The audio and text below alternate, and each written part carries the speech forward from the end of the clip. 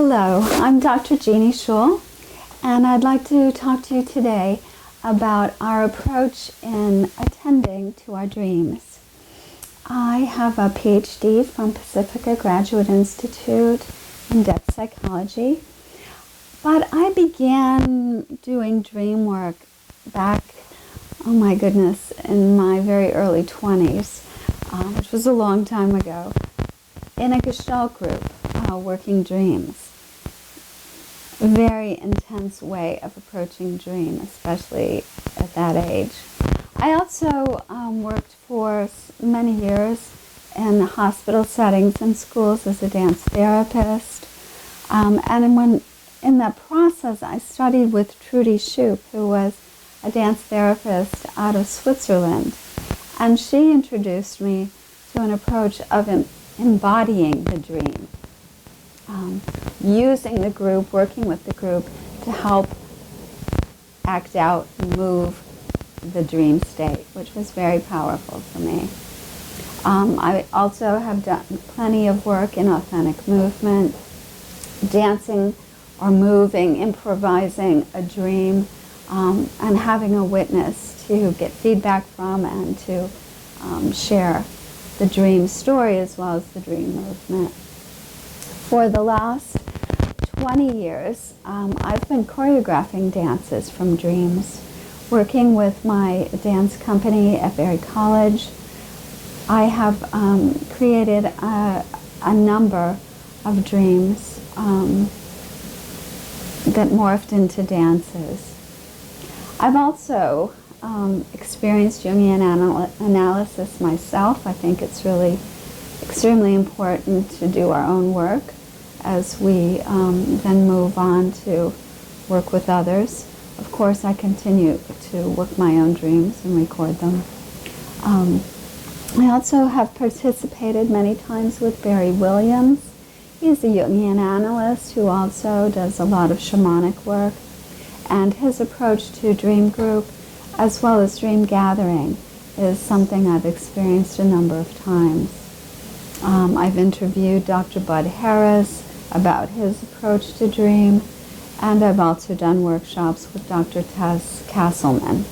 So the point is, lots of different approaches to dream are part of my experience, but also probably the most recent work has been in advanced dream tending with Dr. Steve Eisenstadt. I currently run dream groups, have been running dream groups for the last 10 years in my area.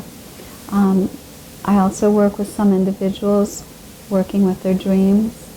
And of course I teach a couple different courses at Pacifica Graduate Institute on embodied dream work, and through the somatics program as well as through the Jungian and archetypal program. So another aspect of my self-introduction, and then I'll let it go, is that my dissertation at Pacifica was focused on creating dances from dreams.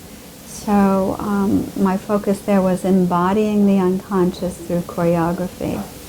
And that research continues for me, looking at new ways to see how the dreams come through the body in a somatic experience.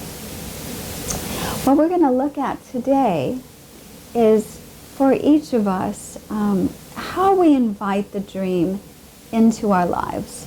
Many people tell me, I haven't dreamed for years. The last dream I remember was in my childhood. Others say they know they dream, but they don't remember their dreams. So what we're going to look at are different ways to really invite the dream in. And one of the first things I think of is creating a welcoming environment. I taught for years in Montessori schools, so you always want to control the environment, not the child. And in the same way, I think we want to set up the environment to welcome in the dream. So we don't lose the dream while we're shuffling around trying to find something to write on or some way to illuminate the room so you can scribble down what you just experienced. What I find most effective for myself is to have a bedside table that's at the height where I can just open the drawer very easily, pull out my dream journal. I already have the pen open, clicked on in the most available page, and then a small nightlight that again I can click on, all within very easy reach. So everything's there. The intention to invite in the dream, to listen into the dream, has already been created. Then there's also the necessary, I think, intention that we need to establish. I think of setting the intention to recall our dreams. Again, many people say, well, I tried that and nothing happened. But what many dream specialists have suggested is each morning, or perhaps if you wake at 3 a.m., you actually gently roll over or move towards your dream journal. Not a whole lot of movement, because then it changes our state from that kind of liminal, not quite sleeping but not fully awake state, to the chaos of the day kind of state. So gently moving in the direction of your journal, and simply, if you have no dream to report, simply writing about how you feel upon awakening. What's your affect? What's the emotion or the mood state that you find yourself in? Perhaps there's some somatic process that you're noticing. It may be that you wake and your heart is racing and your breath is very shallow, and you don't have a sense of what just happened to cause that, but you have this very real somatic reaction to whatever just happened in dream time. So recording that, again, lets our psyche know that we're listening, we're attentive. We may not have got there yet, but we're in the process of being with the dream state. Then the next piece of it is this idea of hosting the dream. And again, people will tell me, well, I only have this one thing I remember, this one thing. I don't have the story. I don't know what the thing was doing. So what good is that? But when we are offered a dream fragment from psyche, that gives us a fabulous starting place. Actually, that becomes the central image of the dream. If we have an extensive dream story, we're still going to want to look for that one significant image, whether it's an object, whether it's a person or an animal or the terrain. We want to notice what in this dream has the most energy for me. And in the case of remembering a single image, that's your central image. That's what you have to work with. So as you look at that image, one way to go with it, of course, is to write it down with as much specificity as possible, rather than just saying, I saw a dog. What we want to look at is, what exactly did that dog look like? Do you know its breed? Was it half wolf, half dog? Was it a golden retriever? Get as specific as you can. If it had a collar, what did the collar look like? So now it's not just a random dog, but it's this specific dog that came to visit during dream time. For many people, drawing that image is an important piece of the process. There have been many times when my dream that woke me wasn't in verbal form, it was an image. And so I simply drew it to the best of my ability, not getting heavy on myself about, the quality of the drawing. There have been dreams where I saw my own hand writing letters, and then the process was to figure out what those letters actually spelled. Who was that showed up in dream time? In that particular case, it turned out to be a Greek goddess I wasn't even aware that I knew anything about.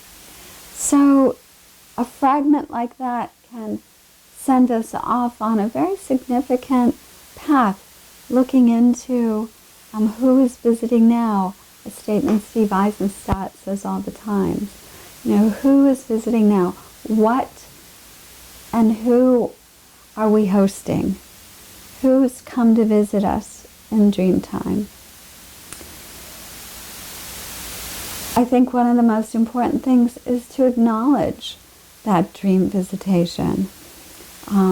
Again, a way of doing that is to write it down, draw it, but just notate it. This is who's visiting now.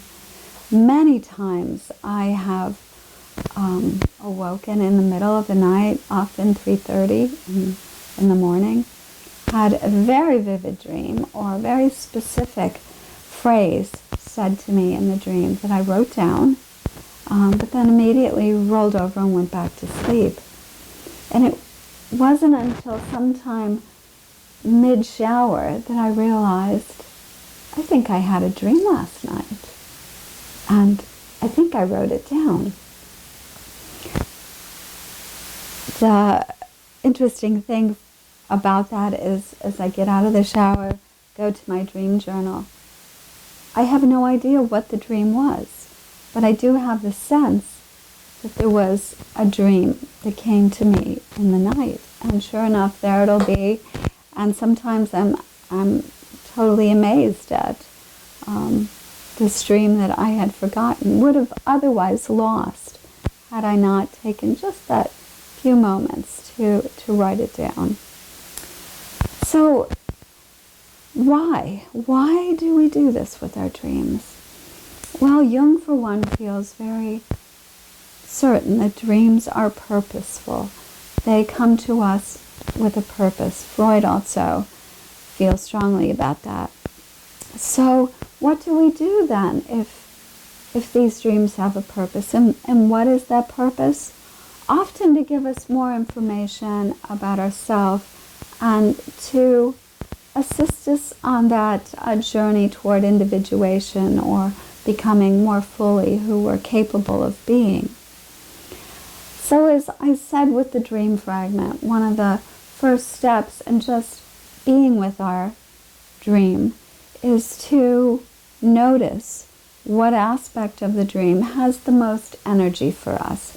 It might be affect, it might be a feeling state that this image brings up for us. It may be that in the dream this image had a really strong somatic response from us. We felt maybe our abdomen gripping, or maybe our shoulders tighten in response to this image. Perhaps it was frightening or threatening.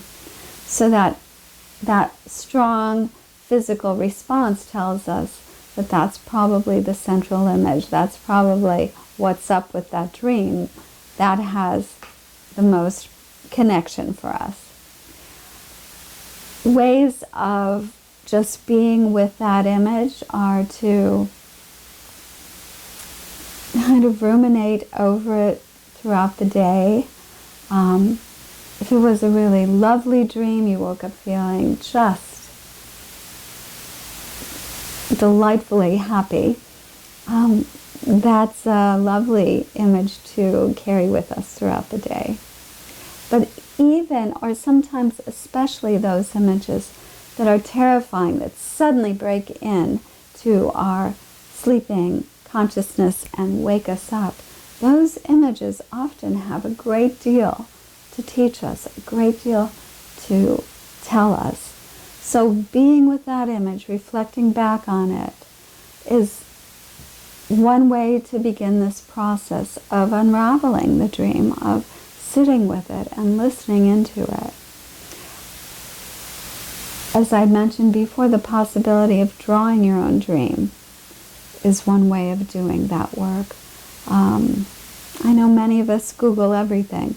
So getting on Google Image and looking for that specific, particular dream image is another way that we can approach this work, especially if we're visual, and especially if the image was very clear to us visually.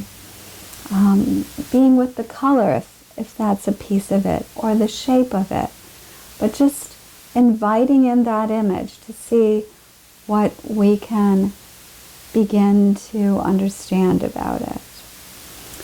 Then, of course, Freud talks a great deal about association. Jung strongly suggests that we stay with the image. We don't go off on continually unwinding associations, but that we associate or think about how that image brings up memories, sensations, feelings, attitudes, moods. So if the image was very threatening, then we have a lot to work with. Usually we have a lot of emotional response, sometimes very physical response. Often it's associated with memories of when something like that occurred when I was 7. This is what happened. So again, as much as possible in a more Jungian approach, certainly James Hillman suggests this too, that we stay with the image. We don't run wild with it, but focus in on what that image might have to teach us. And then another step as we begin to just be with this dream image ourselves is amplification. And the way I think of that is when we're listening to music, we put it in the speakers or in the amplifiers and ratchet it up a bit. We feel that music then much more intently than when our phone, for instance, is sitting on the table next to us and coming out of that little metal box. So when we amplify the dream image, we're looking for connections beyond the personal at a more universal level.